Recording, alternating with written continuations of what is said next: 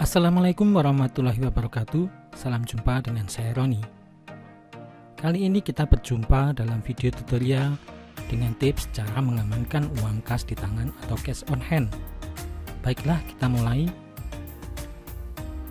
Pertama, yang harus diketahui untuk mengamankan uang kas di tangan, hal-hal yang harus dilakukan. 1. Kasir harus terpisah dari akunting atau pembukuan. Ini untuk menghindari manipulasi pencatatan. Yang kedua, dokumen transaksi bernomor urut tercetak. Kalau salah dicoret, dan harus tetap diurutan, tidak boleh disobek atau dibuang. Kemudian yang ketiga, penerimaan hari itu disetor esok harinya. Jadi semua kas di tangan yang diperoleh hari itu dari pendapatan harus disetor. Untuk penarikannya melalui bank. Keempat, jika diperlukan karena transaksi kas yang banyak, pertama pengadaan berangkas untuk lebih mengamankan dalam menyimpan kas. Kemudian bisa dilakukan pemasangan CCTV dengan arah ke depan berangkas dan tempat transaksi. Ini arahnya bukan ke dalam berangkas tetapi ke depan berangkas. Jadi dalam berangkas tidak boleh terlihat di dalam CCTV. Kemudian ketiga, membentuk kas kecil. Ini bisa dilakukan jika ada banyak bagian dalam lembaga di mana teman-teman bekerja. Jika pengeluaran kas kecilnya banyak, bisa dibagi masing-masing bagian memegang kas kecil untuk mengurangi pekerjaan dari kasir. Kemudian, untuk mengamankan uang kas di tangan, hal-hal yang harus dilakukan kasir adalah sebagai berikut. Yang pertama, transaksi dilakukan di tempat yang disediakan untuk kasir. Sama untuk atasan, jadi tidak boleh misalnya atasan memanggil kasir untuk menyerahkan uangnya di tempat atasan. Semuanya harus di tempat yang disediakan untuk kasir. Kedua, tempat transaksi uang yang banyak atau cash count terhindar terlihat orang yang banyak, apalagi tempat orang lalu lalang. Yang ketiga, karyawan yang tidak berkepentingan tidak boleh memasuki ruang kasir. Yang keempat, harus ada bukti setiap transaksi. Jika bukti hilang, harus membuat berita acara. Untuk jumlah tertentu, ada laporan ke polisi. Untuk transaksi yang belum lunas, yang dikirim ke akunting adalah biasanya kopinya, kalau sudah lunas yang asli. Ini terjadi jika terjadi penjualan dan pelanggan membayar dengan cicilan, atau terjadi pembayaran beberapa kali. Kelima, untuk setiap transaksi, kas dihitung bersama. Transaksi selesai saat itu. Jadi di tempat kasir semuanya harus bersama-sama menghitung uang yang diserah terimakan. Tidak ada komplain setelah meninggalkan tempat kasir. Yang keenam, pembatasan jam operasional transaksi kas. Misalnya jam transaksi berakhir 30 menit sebelum jam operasional kantor berakhir. Ini untuk memberi waktu kasir untuk menata dan menghitung uang. Yang ketujuh, dilakukan cash count tiap hari. Selama cash count didampingi oleh manajer atau atasan yang bersama-sama menghitung di kasir. Yang kedelapan, kasir harus membuat laporan harian kas setiap hari. Meskipun tidak ada transaksi, harus tetap dibuat. Jadi misalnya saldonya 50 juta, transaksi 0, saldo akhir 50 juta, seperti itu. Kemudian harus ditandatangani tiap hari oleh atasan setelah pencocokan jumlah dengan cash count.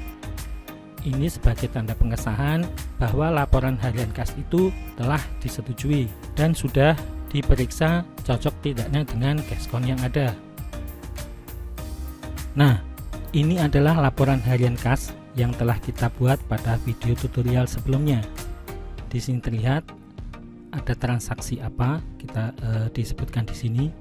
Kemudian di sini di total mutasi pada hari itu, saldo awal berapa, saldo akhir berapa, dan yang berikutnya adalah cash count yang dilakukan kasir bersama manajer.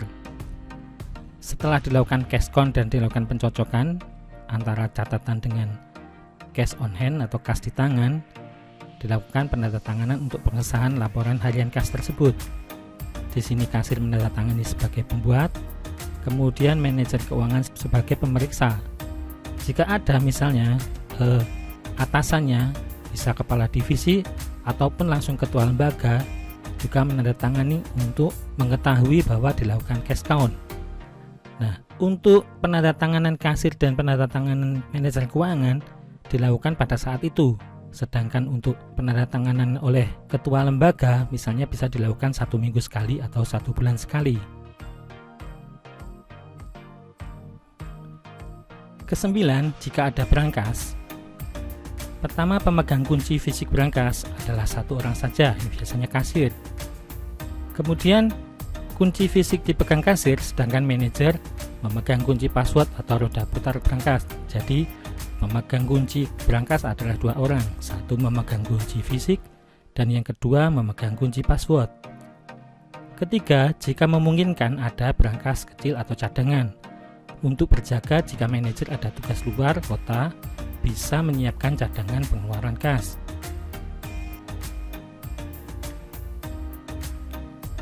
Hal-hal yang harus dilakukan oleh manajer keuangan adalah sebagai berikut. Pertama, membuat perencanaan pengeluaran kas maupun bank sesuai pengajuan, dan dari pengajuan masuk disiapkan daftar usulan pembayaran untuk dibuatkan penarikan bank. Kedua, bisa membuat jadwal rutin pencairan bank, misalnya seperti ini. Pada hari Kamis, semua pengajuan paling lambat diterima oleh bagian keuangan. Jadi setelah hari Kamis dianggap minggu berikutnya. Kemudian pada hari Jumat keesokan harinya, manajer merencanakan pengeluaran dengan pertimbangan dana yang ada dan banyaknya pengajuan. Mana pengajuan yang dianggap urgent dan lebih diutamakan untuk dicairkan jika dana tidak mencukupi. Kemudian manajer membuat daftar usulan pembayaran. Isinya adalah ringkasan dari semua pengajuan yang ada, yang disetujui untuk dicairkan. Yang ketiga, manajer menyiapkan cek. Cek ini nantinya akan diajukan penandatanganannya ke yang memiliki otorisasi untuk pencairan dengan dilampiri dengan daftar usulan pembayaran dan semua pengajuan. Pada hari Senin, manajer mengajukan penandatanganan cek ke ketua lembaga misalnya yang diberikan otorisasi untuk pencairan. Dari sini, ketua lembaga akan memeriksa daftar usulan pembayaran dan juga pengajuan dan alasannya kenapa harus dicairkan. Setelah itu, hari Selasa baru pencairan cek dari penarikan bank dan pendistribusian dana.